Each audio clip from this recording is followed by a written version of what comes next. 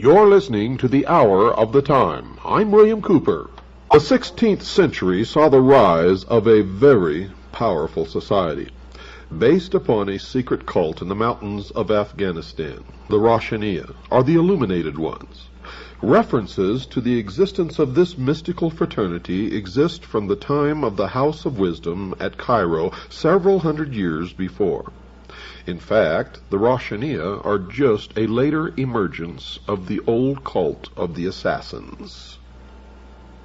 It seems likely that small branches were founded in various parts of the Near and Middle East, which would account for the special usage of the names of the 8 degrees of initiation among them.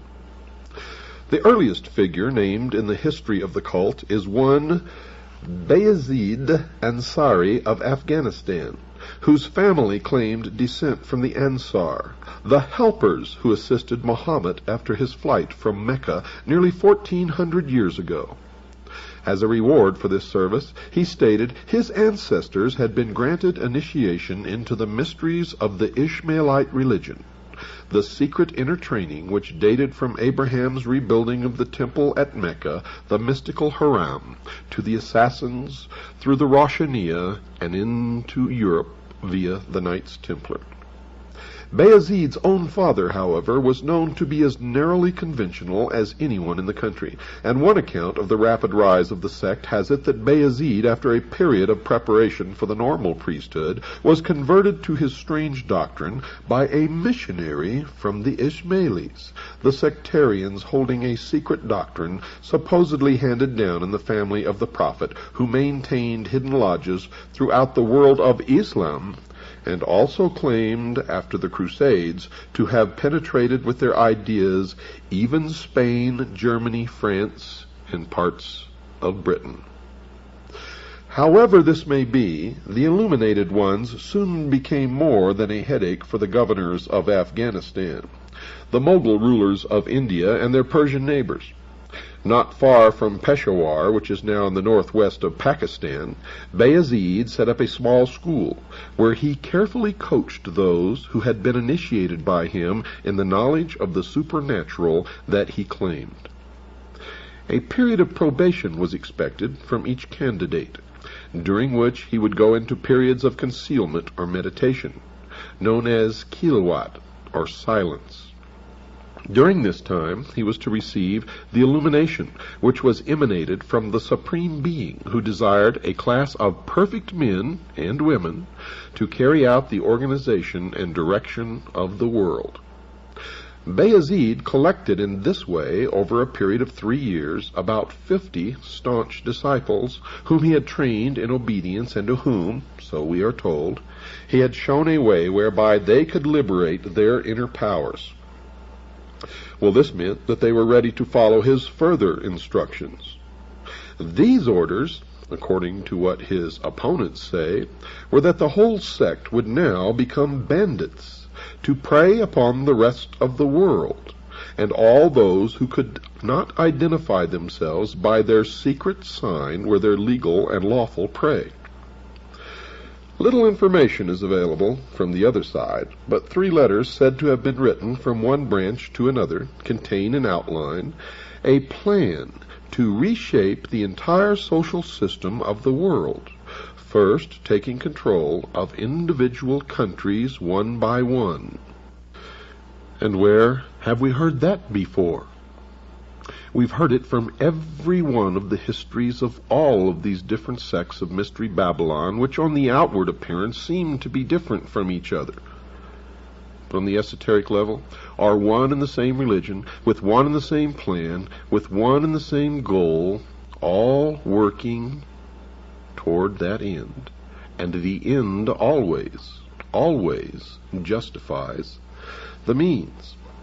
Now something does survive of the degrees of initiation. The first was Salik, or seeker, followed by Murid, disciple, Fakir, humble devotee, Arif, enlightened one, Khwaja, master, Emir, commander, Imam, priest, and Malik, chief or king. This succession does not follow the usual pattern of promotion in the Muslim mystical secret societies, the tariqas, and seems to have been specially devised for this one. In the first 3 degrees, the candidate perfected himself by repetitions of certain phrases which were believed to carry power. Examples are these: Rabba, Afrina'a, Heya, Hafida, Kwawaya. Of these words, all Arabic or Persian. The first stands for the concept of lordship, the second for creation, the third for life, the fourth for protection, and the last for absolute power.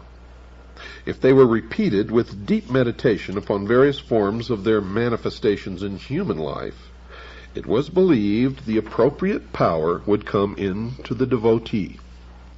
Now, no special deity was worshipped, but it was believed that there was a supreme overall power, which was known by the sum of its individual powers, lordship, protection, and so on, a type of pantheism which works its way into the modern mystical societies of today. And that when one had meditated upon them all, and they had become the property of the invocant, he would thenceforward be a man of complete power. Now, folks, this kind of idea underlies a good deal of religious and magical thinking in many faiths, though it is seldom put in as concise a manner. The enlightened one of the 4th degree was he who could attain, during the rituals, complete identification with this overall power, and was guided by it in all that he did. It was said that he could communicate directly with the unknown or hidden supervisors. Now this meant that, apart from the guidance of the chief, he was free to suit his own pleasure in life. No theological or social bonds limited him. It is at this stage, said the illuminated, that the Arif could perform acts of wonder and magic, influence the physical world, and know the secrets of others. He attained this degree through the acceptance of him by the master, to whom he had confided his dreams and mystical ecstasies. The master alone really knew whether these were true or false experiences, and promoted him accordingly. Some people proceeded to the higher degrees without going through all the lower ones, because they were helped by the spirits of former illuminates who had died. The master, emir, imam, and malik degrees were reserved for the very highest men and women initiates. After the 5th degree, the segregation of the sexes in rituals was no longer practiced. Anyone of the degree of imam and higher could start his own lodge and make his own disciples. Bayezid decided to move his headquarters into the most inaccessible mountains of Afghanistan, where he set up a large and luxurious castle, and from which he directed his military and bandit operations designed to overcome the rest of the East.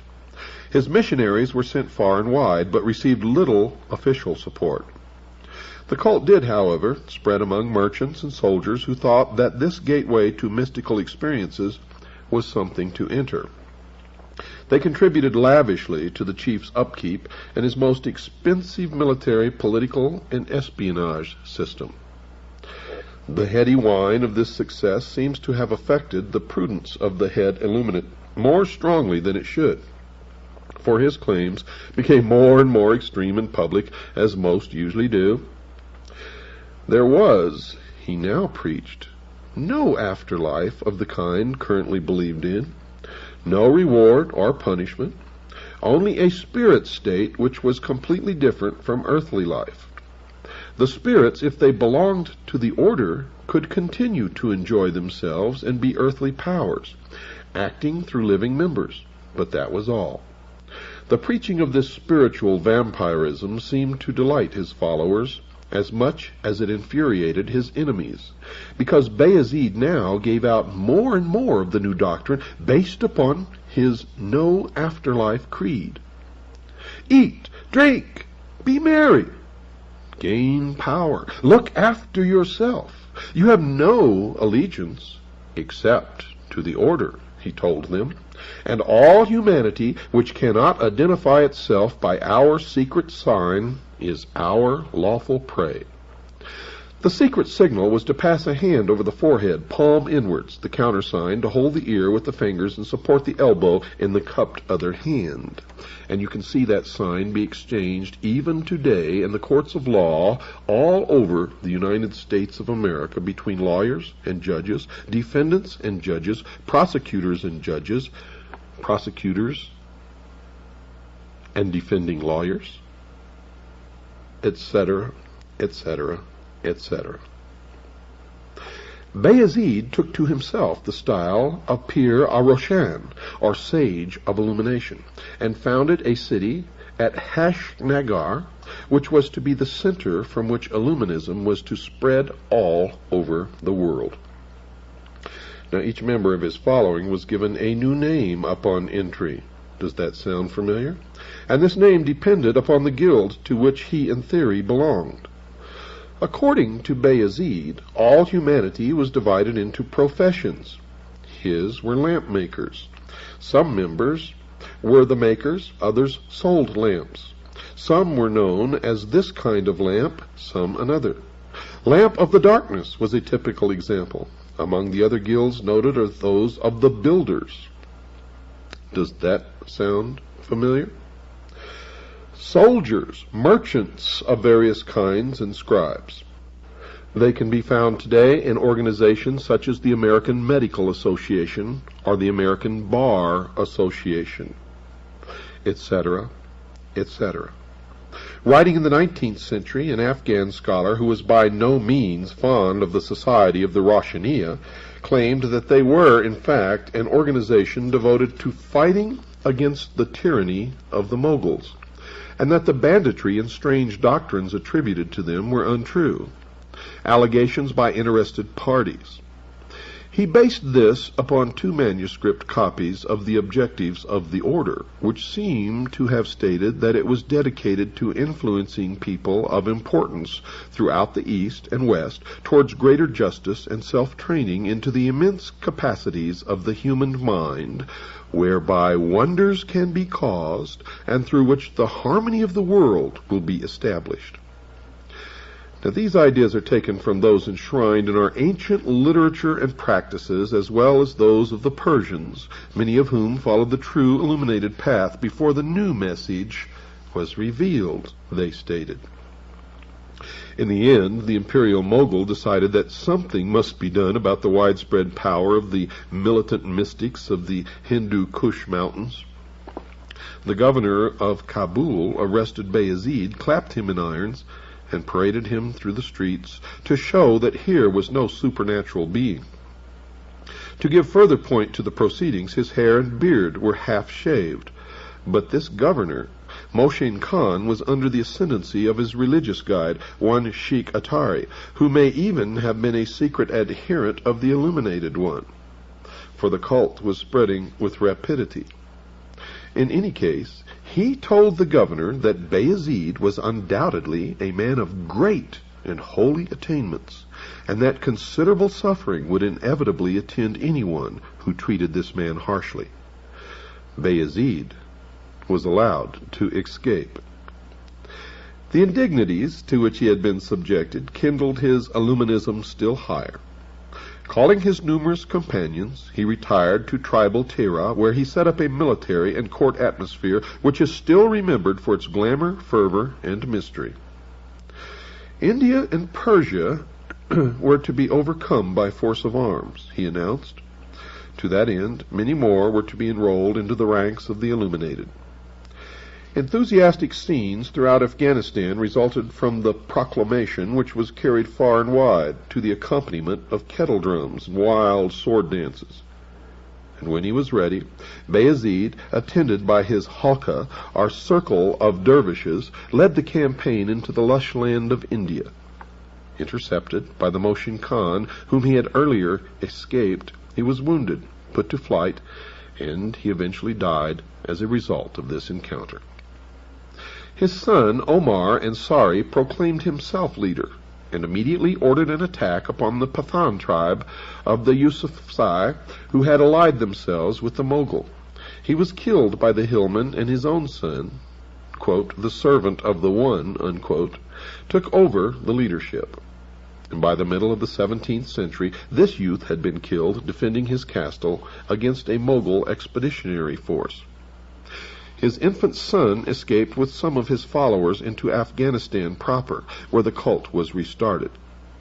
The descendants of this Abdul Qidar, servant of the powerful, continued to rule the fanatics and to send their teachers far and wide. The creed eventually split into two divisions, the military and the religious. And nowadays it is only the followers of the latter who survive, still a secret cult which might, given the right conditions, have touched off a movement as important as that of the assassins. Now, 40 years after the last religio-military leader of the Afghan illuminated ones died, a society of the same name, the Illuminati, came into being in Germany, formed, it is said, by Adam Weishaupt. The young Jesuit priest, a professor of canon law at the Jesuit Ingolstadt University. Coincidences of date and beliefs connect these Bavarian Illuminati with the Afghan ones, and also with the other cults which called themselves illuminated. In actual fact, they are all the same. The beginning of the 17th century saw the foundation of the illuminated ones of Spain, the Alumbrados, condemned in an edict of the Grand Inquisition in 1623, out of which the condemned Ignatius Loyola emerged as a man immune to prosecution, arrest, or accusation from any king, prince, or prelate, as the head of one of the most powerful secret societies ever organized, the Society of Jesus, now known as the Jesuits. Ignatius Loyola had been the leader of the Alumbrados in Spain, and it was his sect, the illuminated ones, or the Alumbrados, which became the Society of Jesus. In 1654, the illuminated Guernets came into public notice in France. Now, documents still extant show several points of resemblance between the German and Central Asian Illuminists, points which are hard to account for on the grounds of pure coincidence, and yet which still might, one supposes, be nothing more than that. The Prophet Muhammad, for example, is claimed as an initiate by the Western Illuminati. Their calendar is the very same which survived in current usage in the former Iranian territories among the Afghans of the time. New Year's Day with them was the same day as the Persian and Afghan Newroz festival. Further, the degrees of initiation, although seemingly artificial ones coupled with some of the degrees of Freemasonry, were also 8.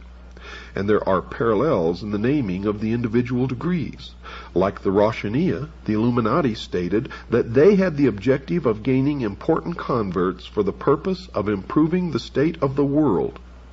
A comparison of the degrees shows the similarity. In the Roshaniya, the seeker, and in the Illuminati, the apprentice. In the Roshaniya, the disciple; in the Illuminati, the fellow craft. In the Roshaniya, the devotee; in the Illuminati, the master. In the Roshaniya, the enlightened one; in the Illuminati, the Illuminatus major. In the Roshaniya, the master; in the Illuminati, the Illuminatus dirigens. In the Roshaniya, the commander or emir; and in the Illuminati, prince. In the Roshaniya, priest; in the Illuminati, priest. In the Roshaniya, king or chief. In the Illuminati, king. Now, the early stages of initiation were designed to admit people into the brotherhood, to test them for reliability, and possibly to train them for responsible tasks connected with the greater diffusion of knowledge. Even in higher degrees, it seems that tests are also applied. Those who were to become priests, for example, were taken to a secret place where a throne stood, with before it the choice of priestly or royal regalia. The aspirant had to make the choice. Those who opted for the symbols of worldly power were dismissed promptly, but candidates taking up the sacred vestments were saluted with the phrase, "Hail, O Holy One." The members of this degree were considered teachers in whose hands was the training of disciples. Priests identified themselves with a secret sign. Both hands crossed were placed flat upon the head. In shaking hands, the priest extended his palm with the thumb held vertically upwards. The countersign was a fist with the thumb enclosed within it. Princes were those who could influence events at a very high level, either in academic or political affairs. The room in which the initiation to this high and secret degree was celebrated was hung with red. The garments which the prince was to wear were red and white. Now these are, of course, the colors of the Ishmaelis as well. In the ritual, the candidate is presented as a slave and states that he wants to liberate society from tyranny. The sign of the degree was the extending of both arms. As the countersign, before taking the hand of another, the prince gripped both his elbows. In 1786, a raid upon the house of an influential lawyer, Zwack, revealed secret papers connected with the order. And it is through those that many of the inner workings of the organization became known. Men were to be influenced through their women folk, and a large-scale plan for initiating women members was at an advanced stage of development. It has been widely claimed and touted that many of the charges which were made against the German Illuminati were false, and that the possession of instructions, for instance, on forging seals, was due to the fact that the lawyer Zwack had a collection devoted to that subject, as a matter of legal interest to him. It is also said that the project of enrolling women and young girls had in actual fact been taken from the aims of a very different society, the Mopses. While this matter still remains open, however, one may as well examine some of the documents which are stated to have belonged to the society. Zwack had written in his own hand a document describing the manufacture of a strong box which would blow up if it were tampered with. He also had a collection of impressions of the seals of several hundred important persons, and the already mentioned data on how to forge or substitute them. These, he stated in a letter of protest, were a part of the exhibits of his criminological collection. The famous memorandum detailing the plan to win over women to the cause comes from papers seized at the home of Baron Bassus, one of the members. The document states that women are the best means of influencing men. They should be enrolled, and into their minds put a hope that they might themselves in time be released from the tyranny of public opinion. Another letter asks how young women can be influenced, since their mothers would not consent to their being placed under the Illuminati for instruction. 5 women were suggested by one member as a start. They were 4 stepdaughters of one of the Illuminati, who were to be placed in the care of the wife of yet another illuminated one. They, in their turn, would enlarge the society through their friends. It was further mentioned that women are not considered to be really suitable for such an undertaking, because they are, quote, fickle and impatient, unquote. But the order was most sorely hit by the fact that something quite discreditable to the character of the founder was discovered, and it was thought that he might be trying to use the organization for personal reasons. Now, the establishment version goes something like this. Weishaupt, upon the suppression of the order, refused a pension which he was offered after he had been dismissed from his professorial chair.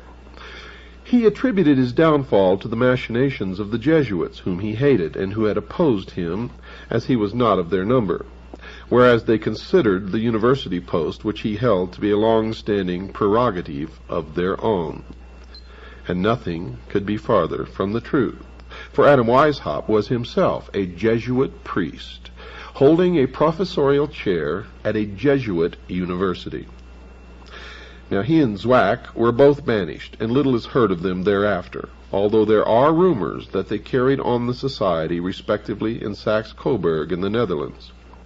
Another incident that you will not hear in establishment accounts is the story of the messenger riding from one Bavarian Illuminati lodge to another, who was literally struck by lightning, divine intervention if you will, struck dead from his horse, in his pouch carrying the papers of a secret plan to take over individual nations and ultimately the world, were put into the hands of the Bavarian government. And many of the portions of these papers are almost word for word what later became known as the protocols of the wise men. Illuminism had spread to France, however, some years before its suppression in Germany. Influential personages were members, many drawn from the ranks of the important Freemasons of Paris. As in the case of the German branch, it was soon alleged that they pursued terrible aims and practiced frightful orgies. An extract from a French book of the 1790s, La Secte des Illuminés, will give a fair idea of this. The huge chateau of Ermenonville near Paris was one of the chief lodges of the illuminated. It belonged to the Marquis of Girardin, who protected Rousseau and later gave him a tomb on his estate. Saint Germain, the notable impostor, presided over it. He claimed to be 1,000 years old and to be able to make gold. He was said to be immortal, but strangely died in 1784. And even today, some Looney Tune wackos claim that they converse with Saint Germain, who's still alive, walking around in a modern-day suit and tie. Well, on the day of his initiation at the chateau of Ermenonville, the candidate was conducted through a long, dark passage into an immense hall draped with black. There were faint lamps set around the room. There were men dressed as corpses in shrouds. There was an altar of human skeletons which stood in the center of a large hall, and in the darkness, in the flickering low lamplight, the priest conducting the initiation resembled ghostly forms moving through the hall, and everywhere there was the stench of some terrible odor. Two men dressed as specters always appeared and tied a pink band or ribbon which was smeared with blood around the forehead of the candidate. Upon this was an image of the Lady of Loretto. Does this sound familiar, ladies and gentlemen? A crucifix was placed in his hand, and an amulet hung around his neck. He was asked to remove his clothes, and if he showed any hesitancy, his clothes were removed for him and laid upon a funeral pyre. Crosses of blood were smeared upon his body, and then his genitalia were tied with a ribbon or with string. Then frightening figures, covered with blood, and mumbling strange incantations, approached and threw themselves down in prayer. After a long period of time, weeping, crying, wailing broke out as if a herd, a plethora of mourners, were bereaved upon the death of their closest and deepest love. The funeral pyre burned brighter and brighter. All of the clothes of the initiate were consumed. And from behind or near this fire, one of the priests emerged almost as if he had taken form from the smoke of the pyre itself. And the 5 figures went into convulsions, and loud wailing and screaming took place. And then came the voice of someone concealed behind a curtain. These oaths which the candidate had to repeat. Quote, "In the name of the crucified one, I swear to sever all bonds which unite me with mother, brothers, sisters, wife, relatives, friends, mistress, kings, superiors, benefactors, or any other man to whom I have promised faith, service, or obedience." Quote, "I name the place in which I was born. Henceforth I live in another dimension, which I will not reach until I have renounced the evil globe which has been cursed by heaven. From now onwards I shall reveal to my new chief all that I have heard or found out, and I shall also seek out and observe things which might otherwise have escaped me. I honor the aqua tofana. It is a quick and essential medium of removing from the earth, through death or robbing them of their wits, of those who oppose truth and those who try to take it from our hands. I shall avoid Spain, Naples, and all other accursed lands, and I shall avoid the temptation to betray what I have now heard. Lightning will not strike as rapidly as the dagger, which will reach me wherever I may be, should I betray my initiation." Unquote. Then a 7-branched candelabrum bearing 7 black candles was placed before the candidate, and a large bowl containing human blood. The candidate washed himself in the blood and drank a quantity of it. The string around his genitalia was removed, and then he was carried to a bath to undergo complete ablution. After this, he was given a meal composed of root vegetables. Now, folks, while it is possible that such ceremonies as this have actually taken place, and we know that they have, because it is the exact ceremony that George Bush underwent in the crypt, or what is known as the tomb, the Skull and Bones, at Yale University. But it will be recalled that such items as human blood are generally not of the genuine variety in any society other than those reputed to be dedicated to criminal or perverted ends. Well, I have this to say: no one knows but those who actually take part in the ceremony, whether it's chicken blood or human blood or pig blood or cow's blood. And as with the initiations of other societies, there is no doubt that the candidate may have been made to believe that he was actually going through an initiation which involved horrible things of this nature, such as human blood. Initiation into the ancient mysteries was often accompanied by the exposure of the candidate to fear and other emotions in order to make him receptive to the oath or message which was to be made manifest. It has been said, folks, that the European version of the Order of the Illuminati contributed in no small measure to the development of revolutionary doctrines which eventually culminated in the Russian and other communist machines.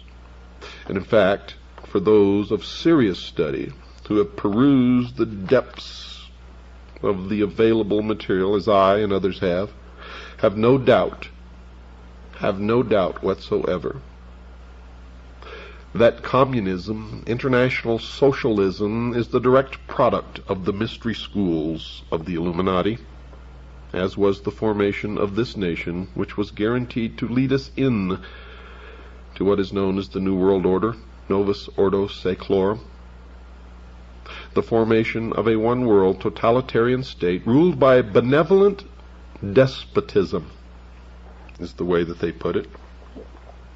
And there is little doubt that the order was dedicated to the overcoming of princely power as it was then known, and to the diffusion of anti-religious ideas. And this can best be seen by examining the development of the teaching of the member as he progressed from one degree of initiation into the next. Now, folks, many young enthusiasts with a taste for mystery and a desire to fight oppression in any form were drawn through a deliberate plan from the ranks of all of the colleges and universities and from all of the other supposedly benevolent fraternal organizations.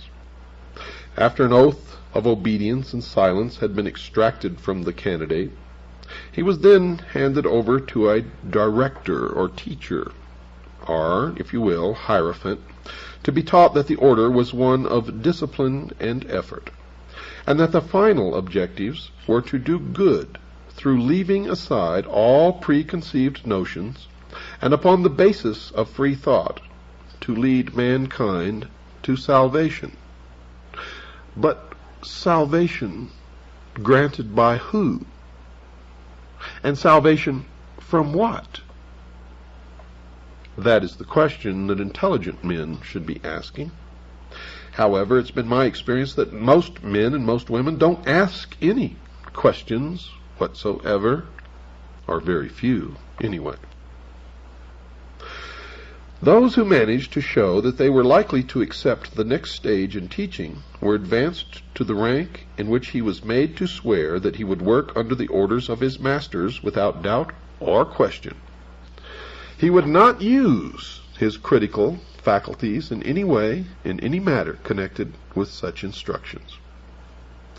Now, in the lower ranks are the nursery for all you Blue Lodge Master Masons out there who think you know so much and are nothing more than the greatest group of followers ever conceived and let loose upon humanity. Yes, in the nursery, the member was very much in the dark as to the way in which the order was run and how it should accomplish its design of freeing the world. As he progressed, however, he found that a part of his service to the society was to gain financial and social power, and to place them at the disposal of the group. Indeed, he was expected to be a diligent Mason, and to try to gain control over Freemason funds. It was not until the 10th rite of promotion had been completed that the member was given, with the grade of priest, certain definite knowledge.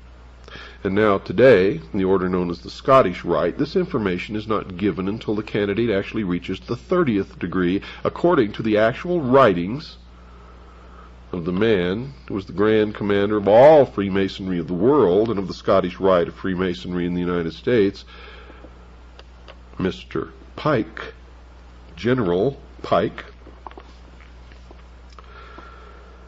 Well, this knowledge included the fact that the Illuminati were proposing to destroy princes and prelates throughout the world, and were to remove forever the feeling of local nationality from the minds of men. Another goal was to destroy all existing religions. The ways in which this was to be done involved infiltrating high positions in education, administration of government, the military, and, of course, the press. The very highest degrees showed that the rationalism and materialism of the thinkers who developed it were determined to stamp out all belief in religion, God, and any faith in a deity, the initiate was told, were human inventions, and they had no meaning whatsoever. Now, this was developed further, and the member who arrived at the highest position in the order, or that designated as Rex or King, learned that he was now the same as any king, on the same level, with the same rights and the same divine right of rule, and that all men were capable of equal advancement. But all men were not equal. Hence the need for kings over man was an illusion perpetrated by those in power, and this perpetration was to be broken at all costs. And the highest, or the man who sat at the head of the council of hidden supervisors, made up of 9 members, was designated as Rex Mundi, or literally translated, King of the World. In their machinations to overthrow, topple the kings and queens of all of the countries of the world from their thrones, they established the United States of America in the English colonies in the New World, and its ultimate goal, its secret destiny, was to be the catalyst to bring into the world what they called the Great Society or the New World Order. And it certainly worked, dear listeners. As you can look back through history, the granting of the common man of liberty, fraternity, equality, freedom that he had never tasted or known before in history, lit the spark that then ignited the French Revolution, of course, with the leadership and the manipulation of the people of the Illuminati, the lodges of Freemasonry, the Ancient Order of the Rose and Cross, and others. At the highest level, are all the same, with the same goals. And this spark of revolution spread throughout the world. And until we all grow up and learn how to stop this, it will continue. As the secret societies propel us, manipulate us, deceive us, lie, operating in secret, infiltrating everything decent and good that man has ever built, destroying it from within, bringing closer and closer their goal of what they believe to be a utopia on earth, a one-world, totalitarian, socialist order. They hope to create the world where they will rule, as being the ones who possess the only truly mature minds. They will establish a council of advisors to a world charismatic political and religious leader who will be the outward rule, but he will really take his orders from this benevolent despotism, this council of learned elders, and everyone on the face of this earth will be under total control for every 24-hour period of their lives. There will be one world religion catering to the needs of man, not man obeying the laws of any god. The general rule will be, as has been touted many, many times by these people, do as thou wilt shall be the whole of the law. And even murder will be considered to be a learning experience, provided that the perpetrator actually learns something. People who exhibit violent tendencies as a matter of normal behavior on their part will simply be eliminated. Ladies and gentlemen, I hope this is beginning to come together and make sense to you. If it doesn't, as yet, we have a long, long way to go, as you have probably already begun to understand. Now, folks, we are at the current time $1,800 in the hole for airtime. If you want this program to stay on the air, we had better start receiving some donations from your end. Now, those of you who have been donating, and some of you have sent sizable contributions to WWCR to pay for airtime, we sincerely thank you. But all those of you who have been sitting out there doing nothing, contributing nothing, and absorbing the years and years of work from me and all of the members of CAGI who bring together this wealth of information so that you can receive it. It's time that you put up your fair share. So send it in now. You can send it in to the address given at the end of this program, and while you're at it, ask for a packet of information and you'll get it. or you can call Stan at 602-5